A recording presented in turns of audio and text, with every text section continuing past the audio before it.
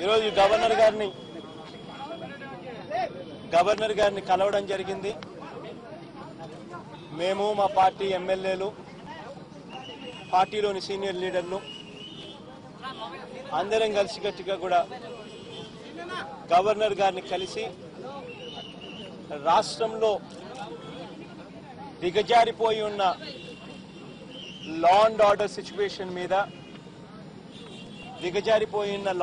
Situation మీద governor గారికి briefing ఇవ్వడం జరిగింది. మొన్న మన కళ్ళ ఎదుటనే అనంతపురం జిల్లాలో అతి దారుణంగా ఒక వ్యక్తి చంపబడ్డాడు. ఎంత దారుణంగా ఆ వ్యక్తి చనిపోయాడు అన్నది నిజంగా అనుకుంటే కూడా బాధ అనిపిస్తుంది. కారణం ఏంటంటే భూమిరెడ్డి ప్రసాద్ రెడ్డి అనే వ్యక్తి ఏప్రిల్ 29న అతి దారుణంగా చంపబడ్డాడు. ఈ వ్యక్తిని సాక్షాత్తు ఎంఆర్ఓ ఆఫీసుకు రావాల్సిందిగా ఎంఆర్ఓ కార్యాలయంలోని ఆర్ఐలు ఫోన్ చేసి ఎంఆర్ఓ ఆఫీసుకు రావాల్సిందిగా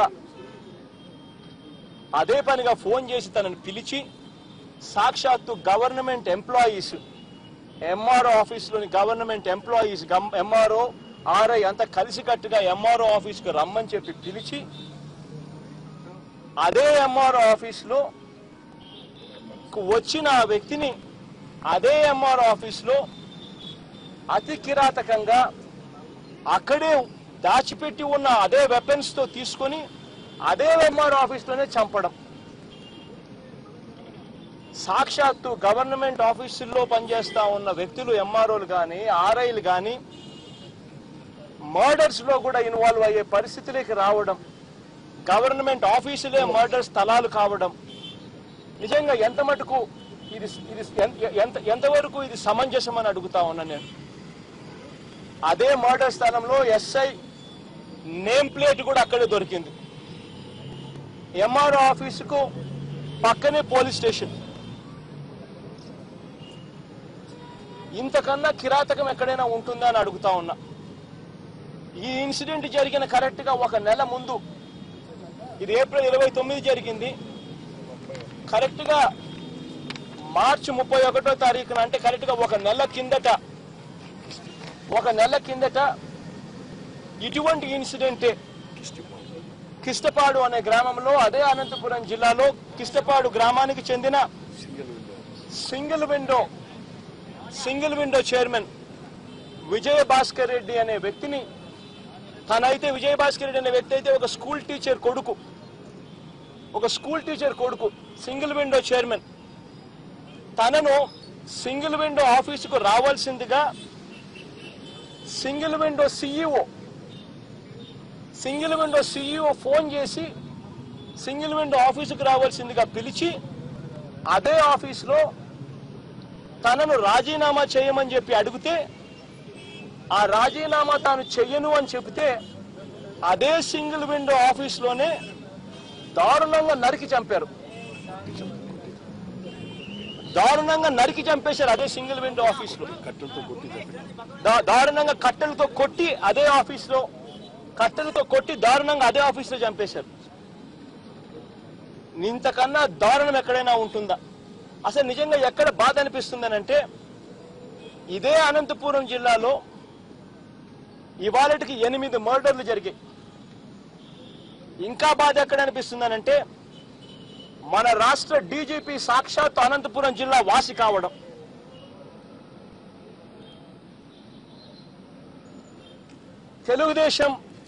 తెలుగుదేశం లీడర్లందరూ, తెలుగుదేశం ఎమ్మెల్యేలు లీడర్లందరూ కూడా డీజీపీని మామ అంటారు, చిన్నానా అంటారు, అన్న అంటారు, వాళ్ళు ఇళ్ళకి పోతారు.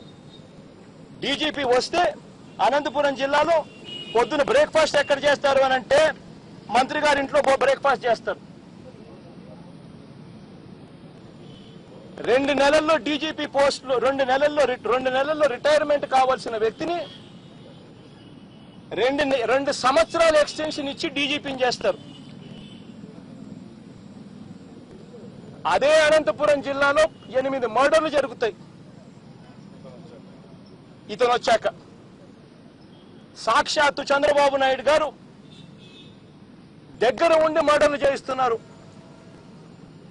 డీజీపీని ఉపయోగించుకొని, పోలీస్ యంత్రాంగాన్ని ఉపయోగించుకొని.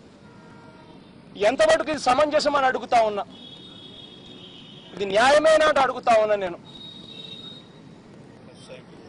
ఎస్ఐని ఇన్సిడెంట్ జరిగిన చోట 29న ఇన్సిడెంట్ జరిగిన చోట ఎస్ఐ నేమ్ ప్లేట్ తో సహా అక్కడ దొరికితే ఆ ఎస్ఐని ఎస్పీ వెంటనే ట్రాన్స్ఫర్ చేస్తే విఆర్కు వేస్తే విఆర్కు వేసిన ఒక రోజు కూడా జరక్క మునిపే మళ్ళా వెనక్కి తీసుకొస్తారు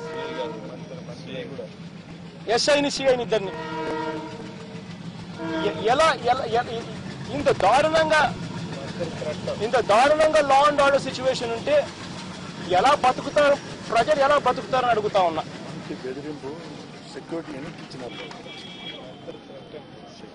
ఈ ఇన్సిడెంట్స్ అన్నిటి మీద, ఈ రాజకీయ హత్యల మీద సిబిఐ చేత ఎంక్వైరీ చేయించవలసిందిగా గవర్నర్ గారిని రిక్వెస్ట్ చేశాం.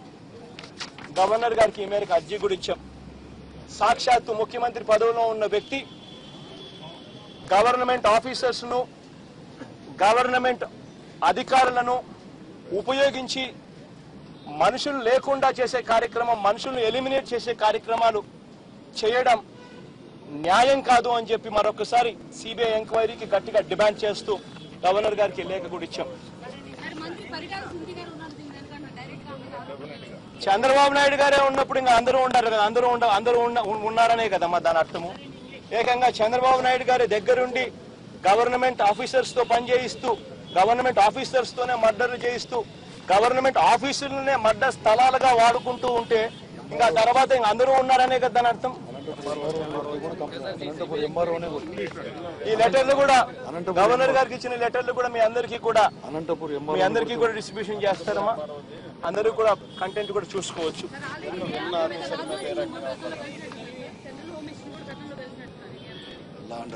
ఇంత దారుణమైన పరిస్థితులు ఆ రోజు ఇలా దారుణమైన పరిస్థితులు ఉన్నాయని చెప్పి ఉదాహరిస్తూనే ఆ రోజు వెళ్ళి కలిశాం. ఆ లా అండ్ ఆర్డర్ సిచ్యువేషన్ ఆ రోజు నుంచి ఈ రోజుకి డిటోరియేట్ అవుతానే పోతా ఉందని చెప్పడానికి ఈ 2 ఇన్సిడెంట్లు ఒక నిదర్శనం. ఒక్క నిమిషం. Now coming to English media, addressing this very issue. The reason why we've met the Honorable Governor is once again on the demand that the incidents what are taking place in Andhra Pradesh, wherein the law and order situation is drastically dropped, such ghastly incidents have taken place in the recent past. We have represented to the Honorable Governor to press for CBI inquiry into the latest killings. We have highlighted 2 such incidences what took place very recently. One so much so on 29th April this month, wherein Anantapur, a local YSRCP leader was literally called to the MRO office, where government offices were being used as venue to kill people. He was literally called to the MRO office by none other than the MRO office themselves. The RI makes a phone call, asks the leader to come to the MRO office, and in that very MRO office, he was brutally murdered. While the police station happens to be right beside the MRO office, everybody is spectators to it. Right in the MRO office, making use of government officials to kill people. This happened on 29th of April, while on 31st March, exactly 1 month before to this incident, one similar incident took place, wherein one by name Vijay Bhaskar Reddy was brutally killed. He was also a single window president, where he was also called by the single window CEO to come to the office, and in that very office he was asked to resign, and because he did not resign, he was brutally killed in the same very government office. Both these incidents, unfortunately, the irony is After Chandrababu Naidu became the chief minister, 8 murders took place only in Anantapur district. And the irony is, our state DGP also happens to be from Anantapur district. A DGP who is supposed to have retired, in 2 months' time, was given extension of 2 years, and he was made DGP.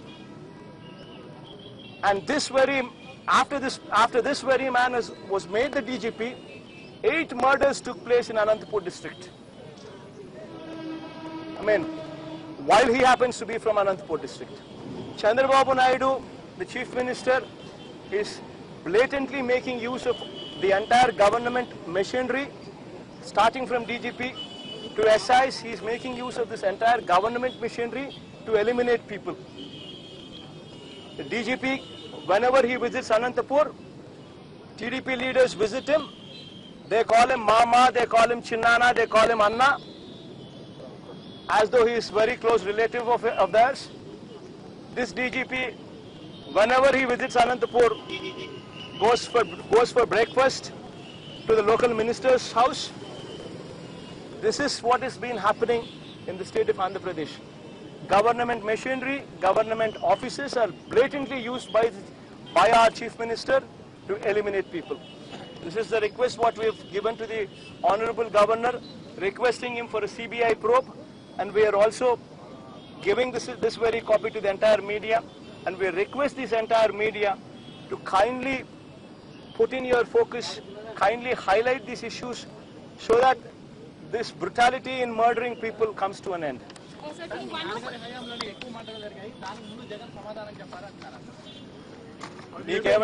నీకేమైనా doubt ఏదైనా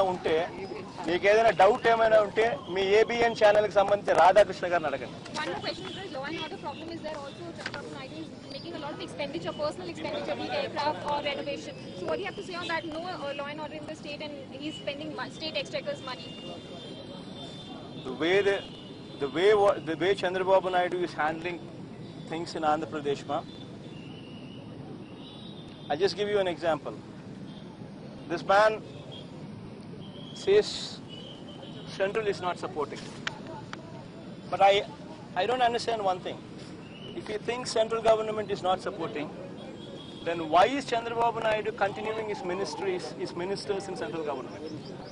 He doesn't pull them out of the ministries. He continues with them. And once again he says the state has got financial problems.